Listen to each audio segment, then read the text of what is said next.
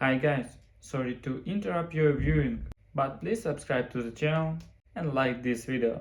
Thank you. My parents always told me my dad died when I was a baby. I grew up thinking he was some distant memory, a ghost of my past. But then I found out the truth. He wasn't dead at all. In fact, he was someone I'd known my entire life, someone who'd been right under my nose the whole time.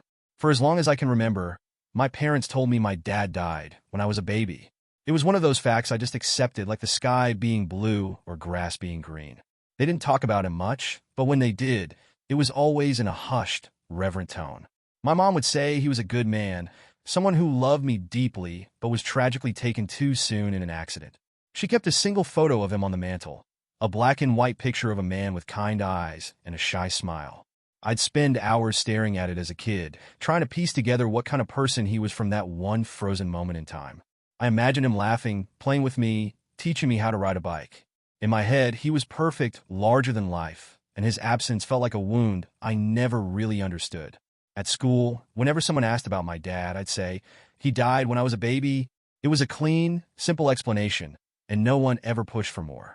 Kids would nod sympathetically, sometimes mumble an awkward sorry, and that would be the end of it.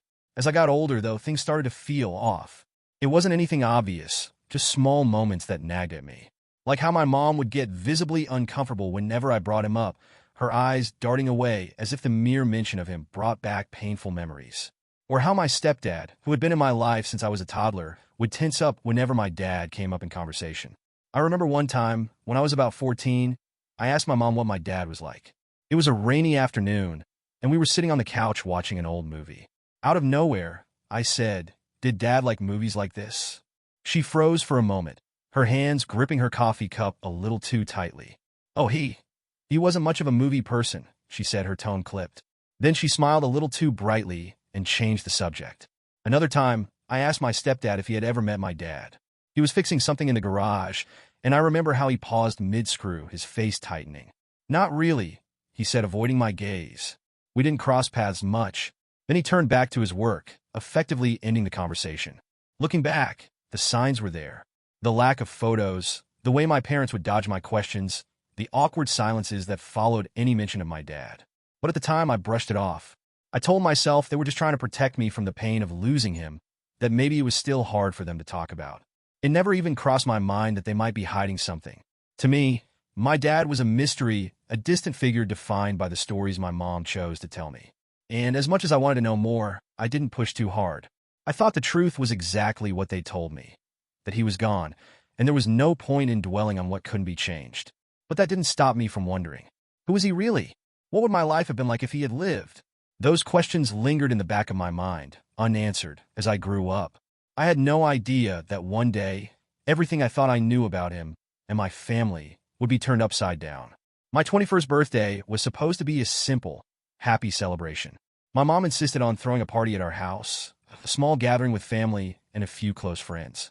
It was a cozy affair, filled with laughter, homemade food, and one of my mom's famous chocolate cakes. The atmosphere was light and warm, and for the first time in a while, I wasn't worrying about anything. After everyone left, it was just the three of us, me, my mom, and my stepdad sitting in the living room. The house smelled faintly of candles and leftover cake, and the three of us were reminiscing about funny moments from my childhood. I could tell my mom was a little tipsy, her cheeks flushed from the wine she'd been sipping throughout the evening. My stepdad, on the other hand, was more reserved as usual. We were laughing about the time I'd gotten my head stuck between the railings of the staircase as a kid when my stepdad leaned back in his chair, a faint smile on his face. "You've always been a lot like him, you know," he said almost casually. "Like who?" I asked, mid-laugh, wiping a stray tear from my cheek. He froze. For a second, I thought he hadn't heard me, but then I noticed his expression shift. His face went pale, and he suddenly looked like a deer caught in headlights. "Your dad," he said quickly, but his tone was strange, like the words had escaped before he had a chance to think them through. The room went quiet. My mom, who had been leaning forward to refill her glass, stopped mid-motion and shot him a look. It wasn't an angry look, but one of those sharp, silent warnings that parents use when they're about to tell you to be quiet without actually saying it. "What do you mean?" I asked, sitting up straighter. There was something in the air now, a tension that hadn't been there a moment ago. My stepdad cleared his throat, suddenly very interested in the drink in his hand. "I just meant you remind me of him sometimes." The way you laugh, the way you carry yourself. That's all. It didn't feel like that was all. I glanced at my mom, searching her face for answers, but she plastered on a smile that didn't quite reach her eyes. He's just being sentimental, she said lightly, waving a hand as if to dismiss the moment. You know how he gets sometimes after a glass of wine? Right, my stepdad mumbled, his voice quieter now. But I wasn't buying it. There was something in the way they were both avoiding my gaze, something in the unspoken exchange between them that set off alarm bells in my mind. They were hiding something. I tried pressing them for more details. So, what else am I like him in? I asked, trying to sound casual. What was he like anyway? You guys never really talk about him. My mom let out a soft laugh, but it sounded forced. Oh, he was kind of quiet, a bit shy. Nothing you haven't heard before? Did you know him well? I asked my stepdad, turning the spotlight on him. He looked uncomfortable, his eyes darting toward my mom for help. Not really, he said after a long pause. Like I said, you just remind me of him sometimes. That was the moment I knew something was wrong. The rest of the evening passed in a haze of awkward silences and half-hearted attempts to change the subject. My mom started talking about plans for a family vacation, while my stepdad busied himself clearing the table. I played along, laughing and nodding at the right moments, but my mind was racing. That look they exchanged, that fleeting, tense moment, had planted a seed of doubt in my mind that I couldn't shake.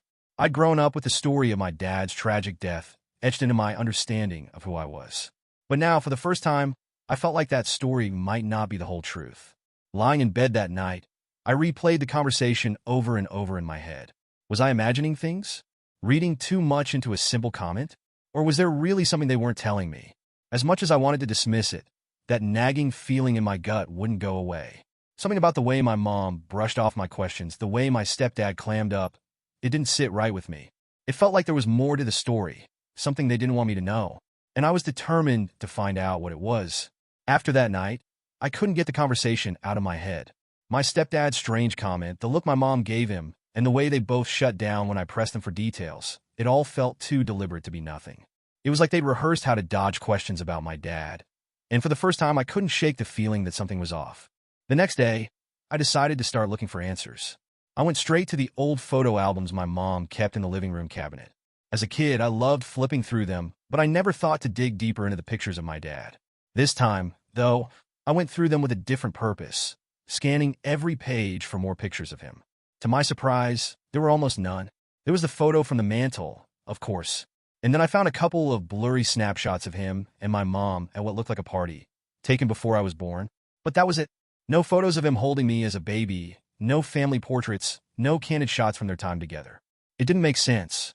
My mom loved documenting everything. She had albums full of pictures of me as a kid, vacations we took, birthdays, and random moments around the house. Why were there so few photos of my dad? I found myself sitting cross-legged on the living room floor, surrounded by scattered albums and loose pictures, my mind racing. If he'd been such an important part of her life, why wasn't there more proof of it? Later that night, after my mom and stepdad had gone to bed, I decided to try something else. I went online and searched for his name. It felt silly, like I was chasing ghosts, but I didn't know where else to turn. At first, there was nothing, just pages of unrelated results that had nothing to do with him. I was about to give up when I decided to narrow the search, adding my mom's name alongside his. That's when I found something.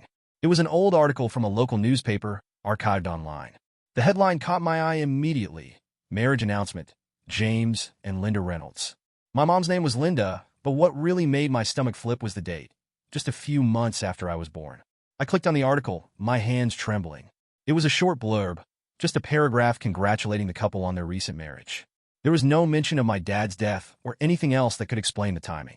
I stared at the article, my heart pounding. They got married when I was just a baby? That didn't make sense. My mom had always said my dad died when I was a baby. So why hadn't she ever mentioned that she married my stepdad so soon afterward? The more I thought about it, the less sense it made. My mom wasn't the type to rush into anything, especially not a marriage. And if she'd been grieving my dad, wouldn't she have needed more time before remarrying? I sat back in my chair, staring at the screen. My chest felt tight, and my mind was racing with questions I couldn't answer. When did my dad actually die? How long had my mom and stepdad been together? And why hadn't they ever told me about the timing of their marriage? I wanted to confront them right then and there, but something held me back. Maybe it was the fear of what I might uncover, or maybe it was the sense that I needed more evidence before bringing it up. Whatever the reason, I decided to keep digging. The next day, while my parents were out running errands, I went back to the attic. It was a cramped, dusty space that hadn't been organized in years. I dug through old boxes of decorations, faded clothes, and forgotten keepsakes, hoping to find something, anything, that could give me more information about my dad. That's when I found a small wooden chest. It was tucked away in the far corner of the attic, buried under a pile of blankets. I pulled it out, coughing as the dust clouded the air. The chest was simple, made of dark wood with a brass latch. I pried it open, my heart pounding in my ears. Inside, I found a stack of letters tied together with a ribbon. They were addressed to my mom, and the handwriting was neat and unfamiliar. I opened the first one, my hands trembling as I read the words. It was from someone named James, the same name as the man I'd always been told was my dad. But the date on the letter stopped me cold. It was written 2 years after I was born. My dad was supposed to have died when I was a baby. So, how could he have written this? I sat there in the attic, the letter clutched in my hands, my mind spinning with questions. The pieces of the story I'd grown up with weren't just not adding up.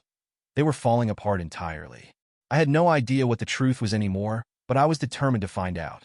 The questions swirling in my head had become too loud to ignore. Every time I saw my mom or stepdad, it was like the weight of their secrets hung in the air between us. I was exhausted from pretending everything was normal when I knew it wasn't. That's when I decided I needed to take matters into my own hands. It was a quiet Friday night when the opportunity finally presented itself. My parents had gone out to a friend's house for dinner, leaving me alone in the house. I sat in the living room for a while, staring blankly at the TV, but my mind was elsewhere. Something was pulling me toward the attic, like an invisible thread tugging at my curiosity. I don't know why I thought the attic might hold the answers I was looking for. Maybe it was just a hunch, or maybe it was because attics always seemed to be the hiding place for old family secrets. Whatever the reason, I found myself climbing the creaky ladder with a flashlight in one hand, my heart pounding in my chest. The attic was exactly as I remembered it from childhood, dusty, cramped, and cluttered with boxes that hadn't been touched in years. The air was stale, and the dim light from my flashlight made everything look eerie and unfamiliar. I started by opening boxes at random, rifling through old Christmas decorations, faded photo albums, and forgotten toys.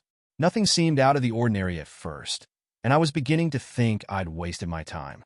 But then, in the far corner of the attic, I spotted a small wooden chest partially hidden under a pile of blankets.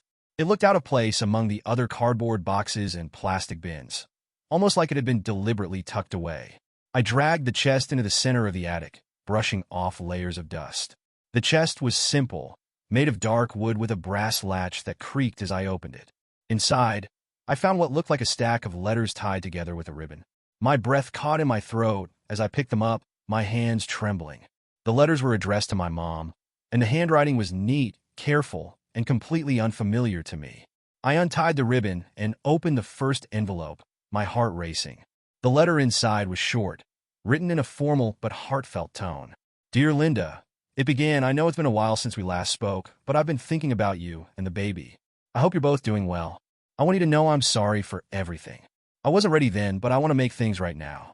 It was signed James. The name stopped me cold. James. That was the name of the man my mom had always told me was my dad. The man who'd supposedly died when I was a baby. I glanced at the envelope again, my eyes landing on the date. It was postmarked 2 years after I was born. The world felt like it had shifted under my feet. My dad was supposed to have died when I was a baby. That was the story I'd been told my entire life. So how could he have written this letter? I opened another letter, my hands shaking so badly I could barely hold the paper. Linda, it read, I know I made mistakes, but I want to be part of your life again. I think about the baby every day and wonder what kind of person they're growing up to be. Please, let me see you both. Let me make up for the time I've lost. Each letter told the same story. A man trying to reconnect with a woman he'd walked away from. A man who regretted his choices and wanted to make things right. But if James had written these letters, then he hadn't died when I was a baby. I sat back on my heels, the letters scattered around me, my mind racing. What did this mean? If my dad hadn't died, where was he? And why had my mom lied to me for all these years? I stuffed the letters back into the chest, my hands shaking. I didn't know what to do with the information I'd just uncovered. Should I confront my mom? Would she even tell me the truth? As I climbed down from the attic, the weight of the letters pressed heavily on my chest. The story I'd believed my entire life was unraveling. and I had no idea where it would lead. But one thing was clear. The truth was far more complicated than I'd ever imagined. The morning after I found the letters, I couldn't sit still. I'd barely slept, my mind running in endless circles around what I'd read. The words in those letters were etched into my brain. Let me see you both. Let me make up for the time I've lost. The weight of them made my chest ache. I paced the kitchen, waiting for my mom to come downstairs. My stepdad was already up, sitting at the table with his coffee and newspaper, completely unaware of the storm brewing inside me. I didn't want to confront her in front of him, but I couldn't wait any longer. When she finally appeared, humming softly as she shuffled into the kitchen, I blurted it out before I could second-guess myself. "What is this?" I demanded, holding up the letter. She froze, her hand halfway to the coffee pot. Her expression shifted from casual to alarmed in an instant. "Where did you get that?" she asked, her voice tight. "Does it matter?" I shot back. "You told me Dad died when I was a baby, but this letter says otherwise. What's going on?" Her face went pale, and for a moment I thought she might faint. She reached out to steady herself against the counter, her eyes darting between the letter in my hand and my face. I can explain," she stammered. "You'd better," I said, my voice trembling. "Because I deserve to know the truth." My stepdad set down his coffee, looking between us with a mix of confusion and concern. "What's going on?" he asked, his voice calm but firm. I turned to him, anger bubbling just beneath the surface. "Did you know about this? Did you know my dad didn't die when I was a baby?" His face tightened, and for a moment, I thought he might deny it. But instead, he sighed heavily and looked down at the table. "It's not my place to say," he muttered. "That's not good enough." I snapped. "Someone needs to tell me what the hell is going on." My mom finally spoke, her voice barely above a whisper. "Your dad didn't die when you were a baby," she admitted, tears brimming in her eyes. "He left." "Left?"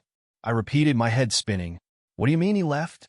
She sank into the nearest chair, her shoulders slumping as if the weight of the truth had finally caught up to her. "He wasn't ready to be a father," she said, her voice trembling. "We were young, and he panicked. He walked away, and I didn't want you to grow up thinking he abandoned you. So I told you he died." I stared at her, my mind struggling to process her words. "You lied to me," I said, my voice shaking. "My whole life, you lied to me?" "I thought I was protecting you," she said, her tears spilling over now. "I didn't want you to feel the pain of knowing your father didn't want to be part of your life. I thought it was better this way." "Better?" I said incredulously. "You think it's better that I grew up believing he was dead, only to find out now that it was all a lie?" My stepdad finally spoke, his voice calm but firm. "Linda, you need to tell her everything," he said, looking at my mom. She nodded, wiping her eyes with the back of her hand. "It wasn't an easy decision," she began. "After he left, I was devastated. But then I met your stepdad, and he stepped up in ways your biological father never could. We agreed it was best to keep the past in the past and move forward as a family." "You agreed?" I said, my voice rising. "What about me? Did I not get a say in this? Did you not think I had the right to know where I came from?" "We thought it would confuse you," my stepdad said quietly. "We didn't want to complicate things for you.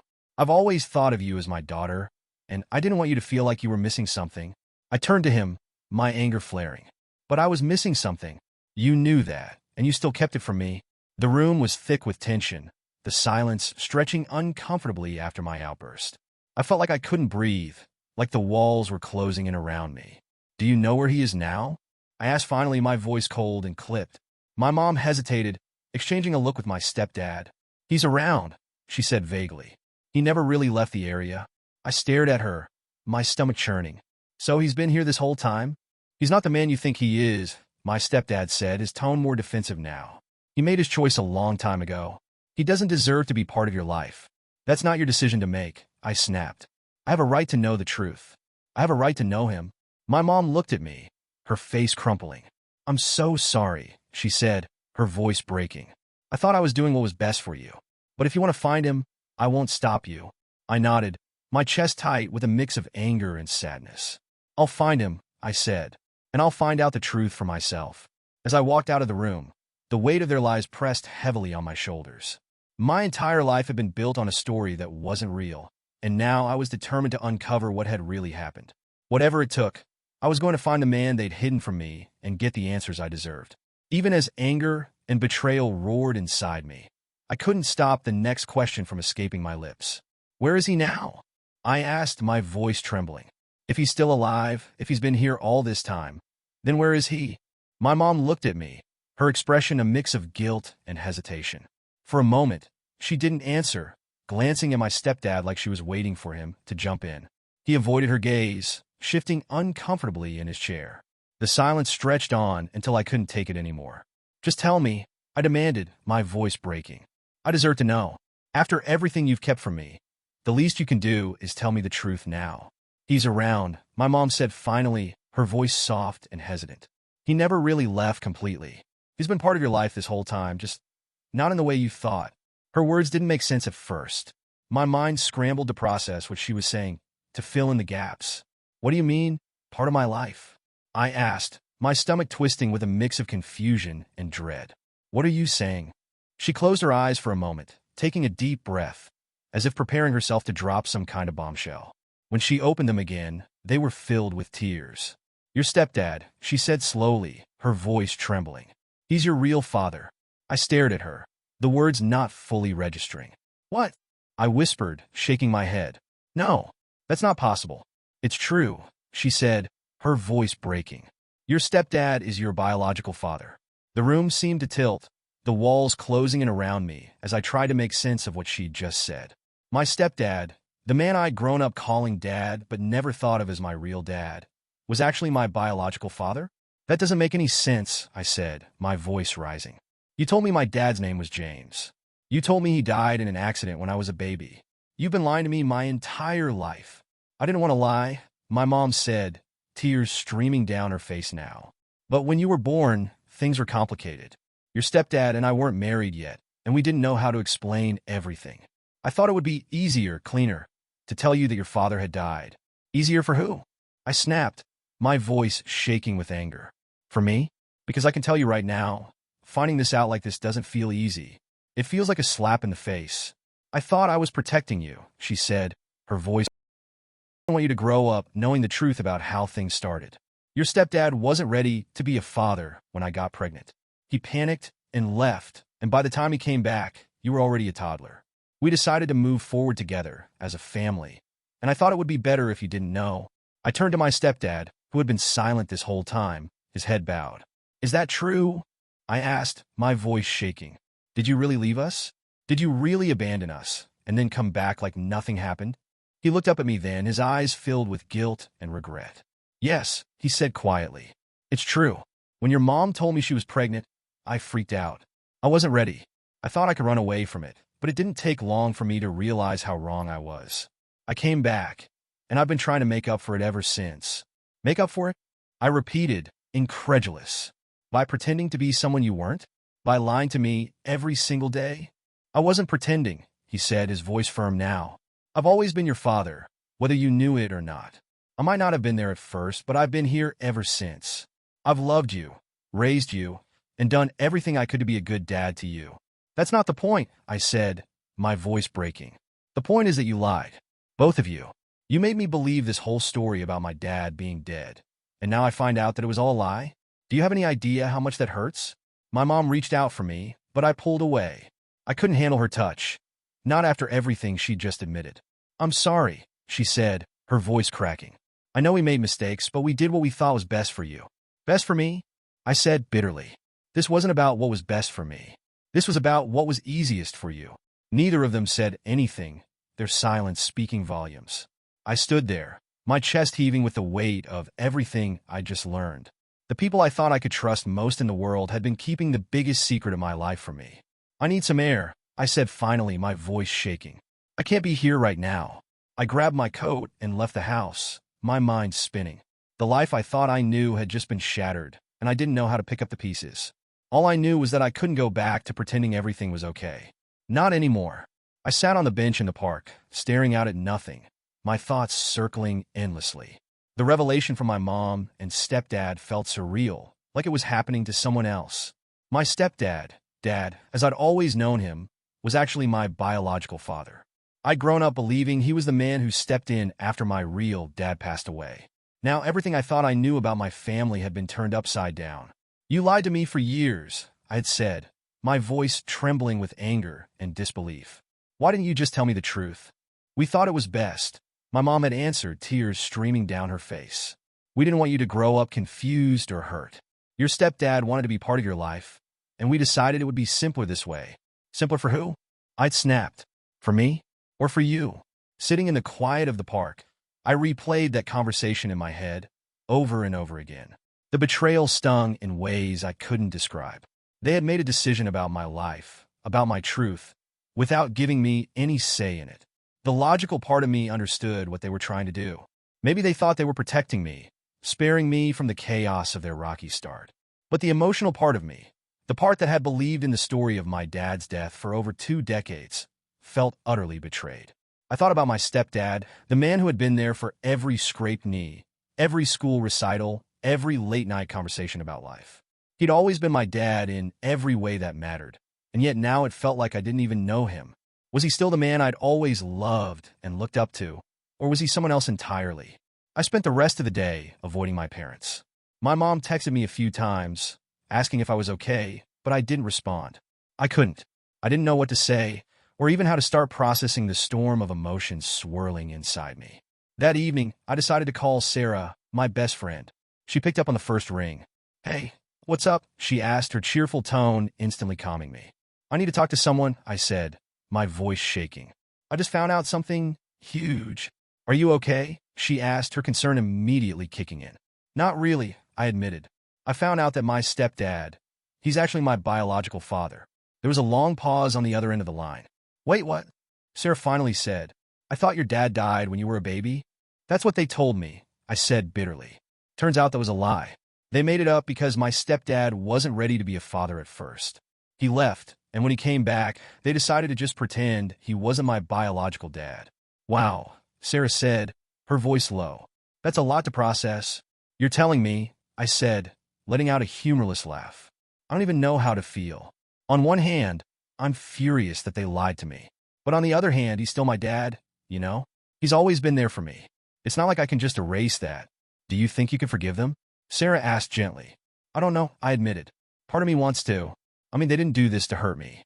But the other part of me can't stop thinking about how big this lie was. If they could keep something like this from me, what else have they lied about?" "You don't have to decide everything right now," she said. "Take your time. This is a huge revelation, and it's okay to feel angry and hurt. Just remember, it's also okay to let them explain and try to make things right." Her words stayed with me long after we hung up. I knew she was right, but knowing that didn't make it any easier. That night, as I lay in bed, I thought about the man my stepdad had been throughout my life. The man who taught me how to ride a bike, who cheered me on at every soccer game, who stayed up late helping me with school projects. He wasn't perfect, he'd had his flaws, just like anyone, but he'd always been there. And yet, the lie cast a shadow over all of those memories. Was the love he showed me genuine, or was it tainted by guilt? Did he see me as his child, or as a mistake he was trying to make up for? The questions were endless, and the answers felt impossible to find. All I knew was that my life had been changed forever, and I wasn't sure if it would ever feel normal again. But one thing was certain, I couldn't keep running from the truth. If I was going to move forward, I needed to confront it head on, even if it hurt. The house was eerily quiet as I sat in the living room, waiting for my stepdad to come home from running errands. I'd spent the entire morning pacing and rehearsing what I was going to say, but now that the moment was near, my nerves were starting to fray. How do you confront the man you've called Dad your whole life, knowing he's been keeping the biggest secret imaginable? When I heard the familiar sound of his car pulling into the driveway, my stomach twisted into knots. I sat on the couch, trying to look calm, even though my heart was pounding. The door opened, and there he was, carrying a bag of groceries like it was just another normal day. "Hey," he said, setting the bag on the counter. "You're home early." "Yeah," I said, my voice tight. "We need to talk." The shift in his expression was almost imperceptible, but I caught it. He glanced at me, then at the bag of groceries, and I could see him weighing whether to put this conversation off or face it head on. Finally, he sighed and sat down in the chair across from me. "I know," he said quietly before I even had a chance to start. "You know what?" I asked, my voice sharper than I intended. "That you found out," he said, rubbing the back of his neck. "About me. About everything." "Yeah, I found out," I said, the anger bubbling up again. "Mom told me, but I want to hear it from you. Why didn't you tell me? You've been here my whole life. Why didn't you just say you were my dad?" He looked at me then, his eyes heavy with guilt and sadness. Because I didn't want to ruin what we had, he said, his voice thick with emotion. I was afraid you'd hate me for leaving, for not stepping up when you were born. I thought if I could just be your dad without you knowing the truth, it would be enough. But it wasn't enough, I said quietly, my hands twisting together in my lap. I needed the truth. All this time, I've been living with this lie, thinking my dad was someone else, that he was gone. Do you have any idea how confusing this is for me? I know, he said, his voice barely above a whisper. And I'm so sorry. If I could go back and do things differently, I would. But at the time, it felt like the only option. Your mom and I thought we were doing what was best for you. What's best for me? I repeated bitterly. You don't get to decide what's best for me. That's not how this works. He nodded, his shoulders slumping under the weight of my words. You're right, he said. You're absolutely right. And I don't expect you to forgive me for what I did. I just hope you can understand why I made the choices I did, even if they were the wrong ones. Why did you leave? I asked, my voice breaking. Why weren't you there when I was born? He sighed deeply, leaning forward with his elbows on his knees. I was scared, he admitted. Your mom and I were young, and I didn't feel ready to be a father. I panicked. I told myself I couldn't do it, and I walked away. It was the biggest mistake of my life. So what changed? I asked, the anger still simmering beneath the surface. Why did you come back? I missed you, he said simply. I missed your mom, and I realized that running away wasn't going to fix anything. When I came back, I thought I could make things right. But by then, your mom had already told you that your dad had died. We talked about it, and we decided not to tell you the truth. We thought it would just confuse you, and I was so desperate to be in your life that I went along with it. So you lied, I said flatly. For years. You looked me in the eye and let me believe something that wasn't true. How do you justify that? I can't, he said, his voice breaking. I can't justify it. I thought I was doing the right thing, but I see now how much I hurt you. I'm sorry. I know that doesn't fix anything, but I need you to know how sorry I am. I sat there, staring at him, trying to reconcile the man in front of me with the man I thought I knew. He was my dad, he'd always been my dad. But now, that word felt different, heavier. It was like I didn't even know who he was anymore. I don't know how to move forward from this, I said finally, my voice barely above a whisper. I don't know if I can trust you again. I understand, he said, his eyes filled with regret. I'll do whatever it takes to earn your trust back.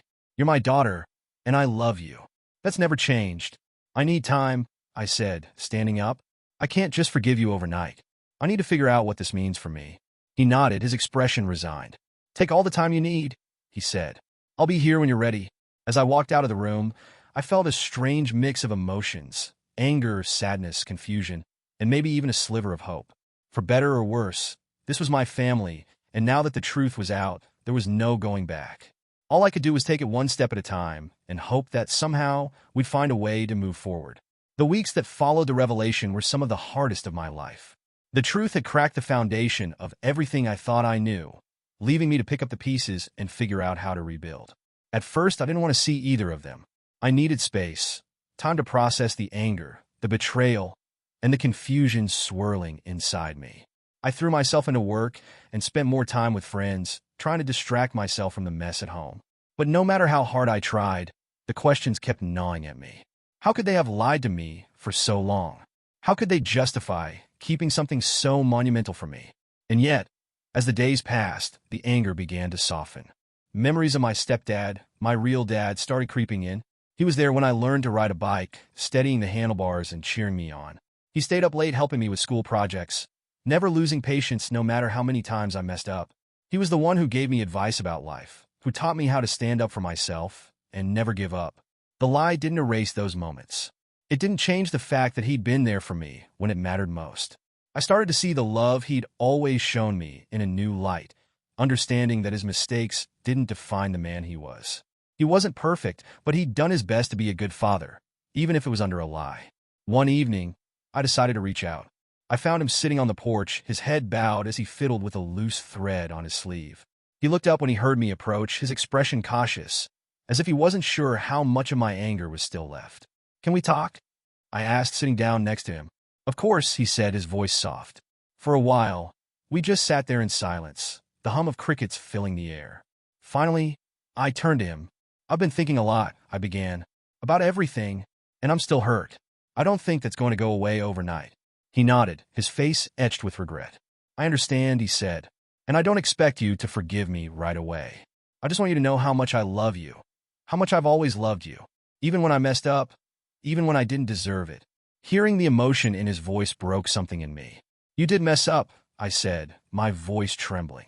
But you've been there for me in ways that matter. You were there when it counted, and that means something. It means a lot. Forgiveness didn't come in a single moment, but in small steps. I started spending more time with him, talking about the past, and sharing memories that had always brought us joy. Slowly, the walls I'd built around my heart began to crack, and I let him back in. Forgiving my mom, however, was harder. Her lie felt more personal, more calculated. She had made the decision to tell me my father was dead, a choice that shaped the way I saw myself and my family for years. We sat down one afternoon, the tension between us heavy. She looked at me with tear-filled eyes and said, "I'm so sorry. I thought I was protecting you, but I see now that I was wrong. I can't change what I did, but I hope we can find a way to move forward." Her words hung in the air, and for a long time, I didn't respond. I wasn't ready to let go of all the anger, but I also couldn't deny that her choice came from a place of love, misguided as it was. Eventually, I realized that holding on to the anger was only hurting me. Forgiving her didn't mean forgetting or excusing what she'd done, but it did mean giving myself the chance to heal. We began to rebuild our relationship, piece by piece. It wasn't easy, and there were days when the resentment flared up again, but I could see the effort she was making. She listened more, apologized when she needed to, and gave me the space to process my feelings without pushing. As time went on, I learned to see my family for what it truly was: flawed, complicated, and deeply human. My parents had made mistakes, but they'd also loved me fiercely. And while their choices weren't always right, they were rooted in a desire to give me the best life they could. Forgiveness didn't erase the past, but it allowed me to move forward. It allowed me to see my dad, the man who'd raised me and loved me despite his mistakes, for who he truly was. And it gave me the strength to start rebuilding the trust that had been broken, one step at a time. Months have passed since the truth came out, and while the sting of betrayal hasn't disappeared entirely, the edges have softened. My life feels different now, more complicated, but also more honest. I've started to heal, piece by piece, as I come to terms with the revelations about my family and what they mean for me moving forward. My family isn't perfect. There are still moments of tension, awkward silences when the past creeps back into our conversations. Sometimes, I catch myself looking at my mom or stepdad, my real dad, and wondering how things might have been if they'd made different choices. But those moments are fewer now, and I've learned to remind myself that dwelling on what-ifs doesn't change anything. What matters is that we're trying. One of the biggest steps forward has been redefining my relationship with my dad. For years, I saw him as my stepdad, the man who stepped in when I thought my real dad was gone. Now, I see him for who he truly is, a man who made mistakes but never stopped loving me. We've had more conversations in the past few months than we've probably had in years. He's opened up about the fear and shame that drove his choices, about how much he regrets leaving and how determined he was to make things right when he came back. And I've told him about my struggles with trust, about the pain of feeling like my entire childhood was built on a lie. It hasn't been easy, but those conversations have brought us closer. There's a new honesty between us now, one that was missing before. I still call him Dad, and it feels more real now than it ever did before. Forgiving my mom has been a slower process. Her decision to lie about my father's identity for so long left a deeper wound, one that's taken time to heal. But I've come to understand that she made her choice out of love, even if it was the wrong one. We've had our share of heart-to-hearts, some tearful, others tense. She's apologized more times than I can count, and while there's still a part of me that struggles with the weight of her deception, I've started to let it go. I can see how much she wants to rebuild our relationship, and I know she's trying. Our bond isn't the same as it was before, but maybe that's okay. It's not about going back to how things were. It's about moving forward and finding a new way to be family. Through all of this, I've learned that truth is messy. People make mistakes, sometimes big ones, but that doesn't mean their love isn't real. My parents' choices weren't perfect, but they were rooted in love and a desire to protect me, even if they went about it in the wrong way. I've also learned a lot about myself. For so long, I defined my identity based on the story my parents told me. Now, I'm learning to embrace a new version of my story, one that's more complex, but also more authentic. I don't know what the future holds for my family, but I know we're stronger now than we were before. We're learning to navigate this new reality together, with honesty and understanding.